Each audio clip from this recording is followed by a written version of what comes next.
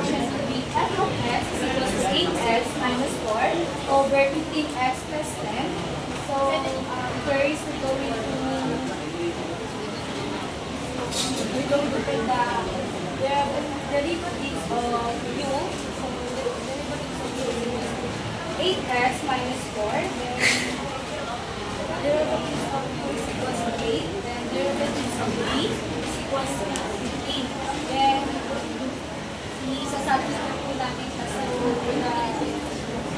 isa-substitute po natin siya sa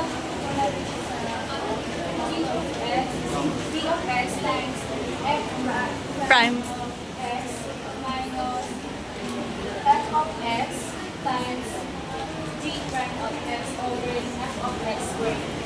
Then, isa-substitute po. So, 15x plus 10 times 8 minus 8x minus 8x 8x minus 4 times 15.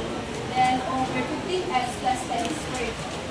So times natin yung 15x sa 8 is equals to 120x. And then 10 times 8 is equals to 80 minus so times yung 8x times 15 is equals to 120x plus 4 times 15. 4 times 15 is equals to 60. Then makapin lang po siya. So,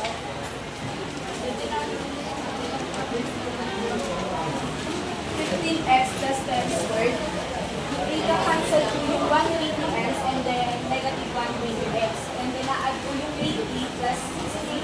So, the answer po is 140 over 15x